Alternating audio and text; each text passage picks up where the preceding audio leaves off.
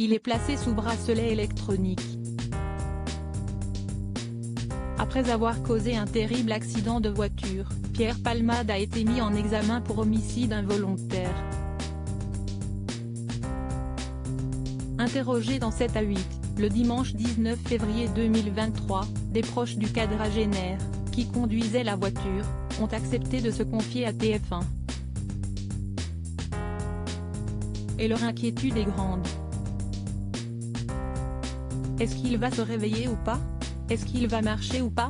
On ne sait pas. Il n'y a que le bon Dieu qui le sache. La famille de la victime se dit très inquiète quant à l'avenir du père de famille. Quand il va sortir de l'hôpital, il sera handicapé à 80%, si est sûr et certain. Il a une famille, il a des enfants, qui va s'occuper de cette famille maintenant? Je demande à la justice française de trouver une solution. Parce qu'aujourd'hui si est notre famille, mais demain cela peut en être une autre. J'ai entendu que Pierre Palmade avait déjà fait des bêtises dans sa vie, mais il n'a jamais été en prison.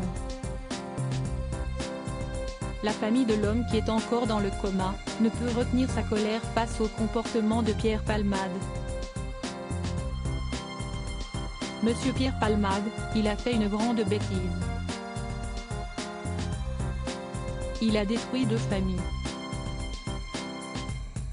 Sa belle-sœur rêvait de voir son bébé. Elle a préparé plein de choses pour son bébé. Et était au paradis, et là, il l'a mise dans l'enfer. Maintenant, ce n'est pas Pierre Palmade qui est en prison. Si est lui qui est en prison avec son fils, dans une petite chambre d'hôpital. Ils ne peuvent pas bouger. Le juge, il faut qu'il fasse son travail correctement. Pas avec le bracelet électronique. Un bracelet, si est un bon cadeau pour lui. Tout ce qui nous intéresse, si est que la justice mette Pierre Palmade en prison. Si est ça que l'on cherche. Des nouvelles du petit garçon de 6 ans. Son fils de 6 ans est lui aussi dans un état critique. Actuellement, les médecins le soignent. Ils ont juste dit qu'il y avait 2 taches sur le cerveau. On m'a dit qu'il fallait attendre pour savoir quelles seraient les séquelles pour l'enfant. Le garçon a le côté gauche de sa tête qui est vraiment fissuré.